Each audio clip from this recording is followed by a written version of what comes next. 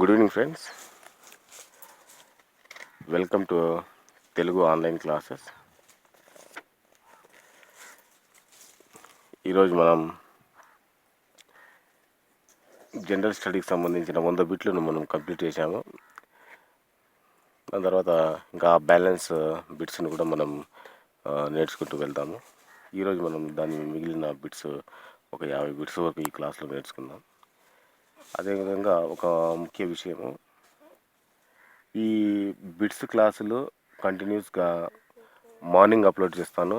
అదేవిధంగా చాలామంది ఈ క్వాంటిటీ యాప్టిట్యూడ్ క్లాసెస్ స్టార్ట్ చేయండి సార్, టైం లేదని చెప్పి నాకు కామెంట్లో చెప్పడం జరిగింది. అందువలన మార్నింగ్ క్లాసెస్లో బిట్స్, నైట్ ఈవినింగ్ క్లాసెస్లో quantity aptitude and reasoning classes next రేపు నుంచి స్టార్ట్ చేయాలని చెప్పి నిర్ణయం తీసుకున్నాను. రేపటి నుంచి క్వాంటిటీ ఆప్టిట్యూడ్ రీజనింగ్ స్టార్ట్ చేయబోతున్నాను, గమనించుకోండి. ఓకే ఫ్రెండ్స్, ఈరోజు క్లాస్ మనం స్టార్ట్ చేస్తాం. ఉష్ణోగ్రత పెరిగిన కొలది శబ్ద వేగం ఏమవుతుంది? పెరుగుతుందా, తగ్గుతుందా, ఏ మార్పుకి లోనవుదా, మారుతుందా?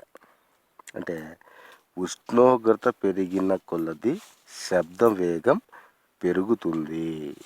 ఓకే, దాని తర్వాత నెక్స్ట్, ఆక్సిజన్ను కనుగొన్నది ఎవరు? ఆక్సిజన్ను కనుగొన్నది ఎవరు అంటే జే ప్రిస్ట్లీ. ఓకే, జే ప్రిస్ట్లీ. దాని తర్వాత ప్రమిదలోని వత్తి నూనెని పీల్చుకొని వెలగడానికి కల సూత్రం ఏమిటి? ఓకే, అర్థమవుతుందా? ప్రమిదలోని వత్తి నూనెను పీల్చుకొని వెలగడానికి కల సూత్రం ఏంటి? ఆ సూత్రం అంటే తల తన్యత. ఓకే, తల తన్యత.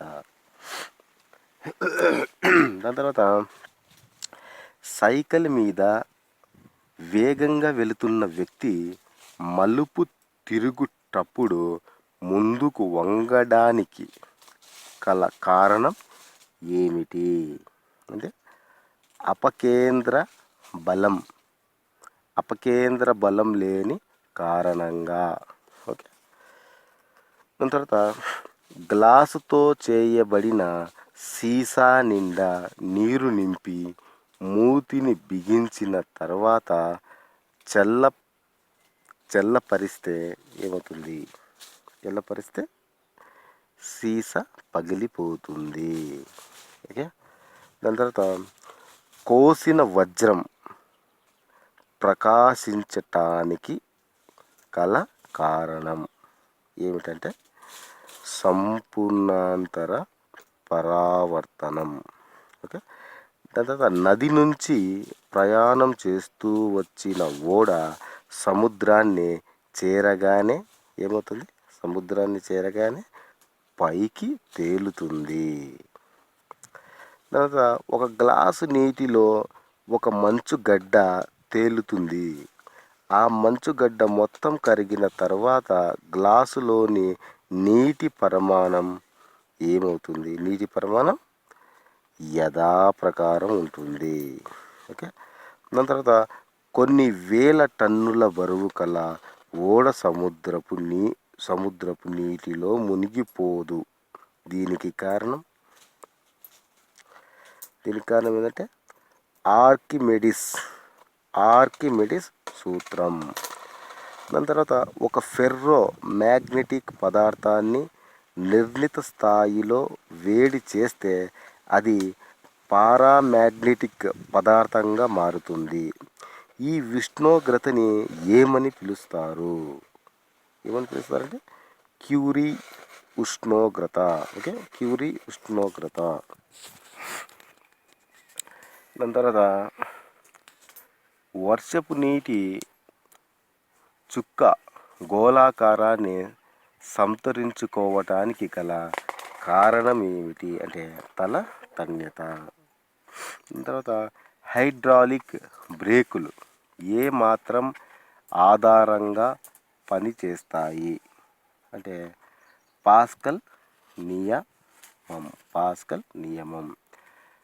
దాని తర్వాత వేసవిలో మట్టి కుండలోని నీరు చల్లగా ఉండడానికి కారణం ఏమిటి?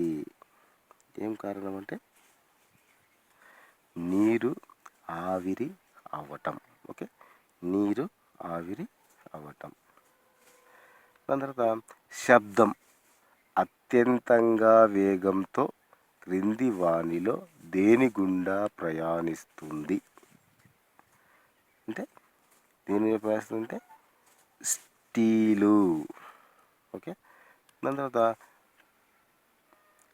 పదును సరిగా లేని చాకు అంత మంచిగా పని చేయలేకపోవటానికి కారణం ఏమిటి అంటే తక్కువైన ఒత్తిడి.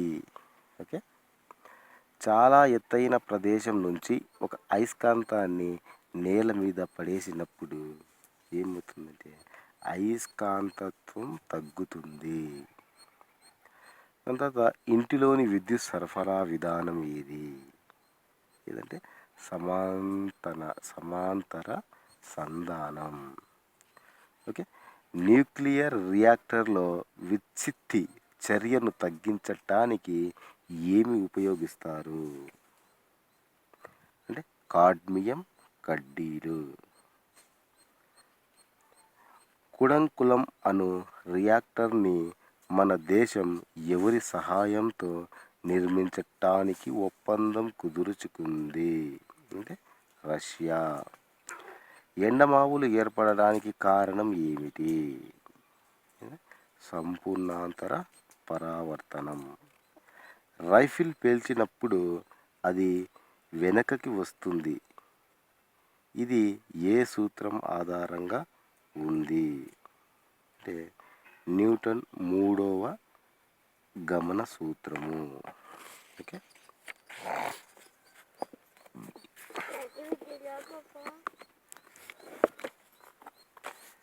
దాని తర్వాత ఎండాకాలంలో ఒక లోహపు ముక్క ఒక చెక్క ముక్క కన్నా వేడిగా ఉండటానికి కారణం ఏంటంటే లోహం నుంచి ఉష్ణ వాహకం. రైలు పట్టాలను వంపుల వద్ద ఎత్తుగా అమర్చడానికి కారణం ఏంటంటే తగిన అపకేంద్ర బలాన్ని సమకూర్చటం కోసం. ఓకే, సాధారణ ఫ్లోరోసెంట్ ట్యూబ్లో ఉపయోగించే పదార్థం ఈ కింది వానిలో ఏది అంటే మెర్క్యూరీ, వేపర్ మరియు ఆర్గాన్. దాని తర్వాత జారుడుగా ఉన్న రోడ్డు మీద ప్రయాణించే వాహనాలు పడిపోవటానికి గల కారణం ఏమిటి అంటే తగినంత నిరోధకం లేకపోవటం. దాని తర్వాత వైరస్లను కనుగొన్నది ఈ కింది వానిలో ఎవరు అంటే MW బైజరింగ్. దాని తర్వాత డేటాలో ఉండే పదార్థాలు ఏవి? 3 గ్లూరోగ్లైనాల్, టెర్పినాల్, అబ్సల్యూట్ ఆల్కహాల్ 13. ఓకే, దాని తర్వాత భారతదేశంలో ప్రధానంగా కనిపించే రబ్బరు మొక్క జాతి ఏది అంటే ఫైకస్ ఎలాస్టికా. కాంతిని సంపూర్ణంగా శోషించుకునేది ఏది అంటే బ్లాక్ హోల్. ఓకే,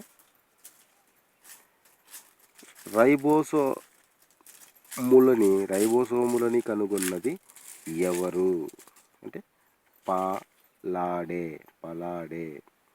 వేరు నిర్మాణంలో ఉపకరించే హార్మోను ఏదంటే రైజ్ కలైన్. సుడిగాలులు వీచినప్పుడు కొన్ని పూరి ఇండ్లపై కప్పులు గాలికి ఎగిరిపోతాయి. ఇది ఏ సూత్రం ఉదాహరణగా చెప్పుకోవచ్చు? ఏ సూత్రం ఉదాహరణ చెప్పొచ్చు అంటే బెర్నలి సిద్ధాంతం. దాని తర్వాత ఉరుములు మెరుపులు ఒకేసారి వచ్చిన సందర్భంలో కింది వానిలో ఏది నిజం? అంటే కాంతి ముందు కనపడి శబ్దం తర్వాత వినిపిస్తుంది. ఓకే. దాని తర్వాత అయస్కాంతం చేత వికర్షించబడే పదార్థాలని ఏమని వ్యవహరిస్తారు? పారామాగ్నెటిక్ పదార్థాలు.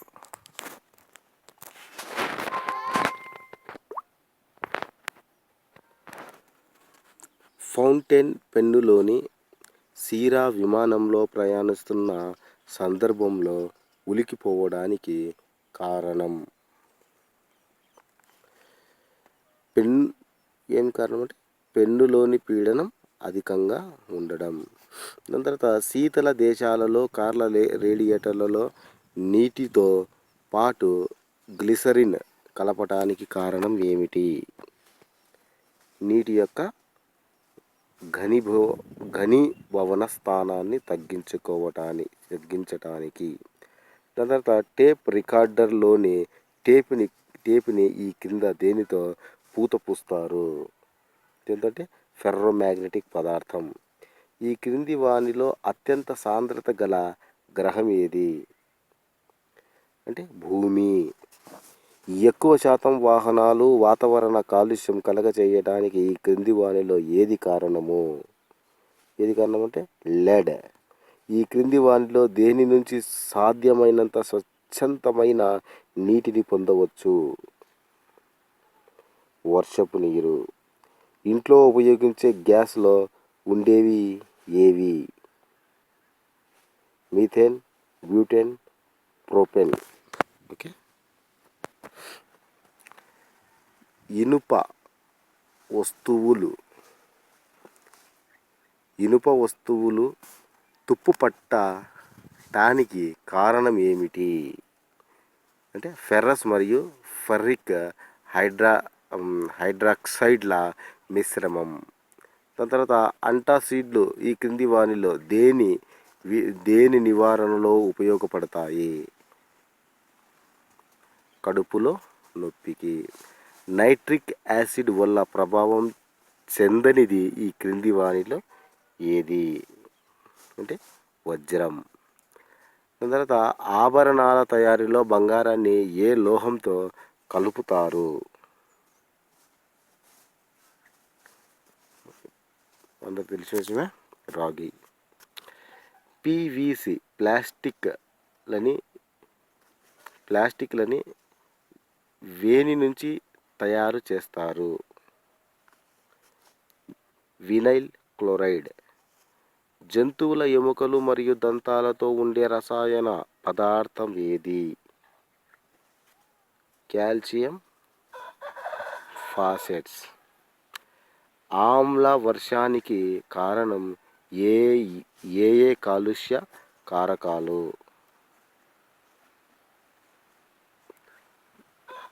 NO2 మరియు SO2. మంచి విద్యుత్ వాహకమైన లోహేతర వస్తువు ఈ క్రింది వానిలో ఏది? గ్రాఫైట్. గ్రామ కిరణాల రేడియేషన్ నుంచి రక్షించేందుకు తయారు చేయబడిన కవచాలలో ఉపయోగించే పదార్థం ఏది? అంటే లెడ్. ఓకే ఫ్రెండ్స్, ఇది ఈరోజు మనం జనరల్ సైన్స్కి సంబంధించిన ఒక అతి ముఖ్యమైన కీలకమైన బిట్స్లో ఈరోజు కూడా మనం ఒక 50 బిట్స్ను నేర్చుకోవడం జరిగింది. ఓకే ఫ్రెండ్స్, ఇంకా నెక్స్ట్ క్లాస్లో మనము దీనికి సంబంధించిన బిట్స్ కంటిన్యూస్గా డైలీ ఒక క్లాస్ అప్లోడ్ చేసుకుంటూ గ్రామ పంచాయతీకి సంబంధించిన ఒక 50 బిట్స్, జనరల్ సైన్స్కి సంబంధించిన ఒక 50 బిట్స్, ప్రతిరోజు 100 బిట్స్ కవర్ చేసుకుంటూ దీనితో పాటు మనము క్వాంటిటీ యాప్టిట్యూడ్ రీజనింగ్ క్లాసెస్ కూడా నేను రేపు క్లాస్లో స్టార్ట్ చేయబోతున్నాను. ఇది ఒకసారి గమనించుకోండి ఫ్రెండ్స్. ఓకే ఫ్రెండ్స్, ఈ వీడియోకి మీకు నచ్చినట్లయితే లైక్ చేయండి, షేర్ చేయండి. మీ ఫ్రెండ్స్ వరకు కూడా ఈ విషయాన్ని ఇలా మన క్లాసెస్ గురించి తెలియజెప్పండి. వీలైనంత వరకు ఈ క్లాసెస్ను అందరి ఫ్రెండ్స్తో షేర్ చేయండి, కామెంట్ చేయండి friends. Okay friends, thank you very much.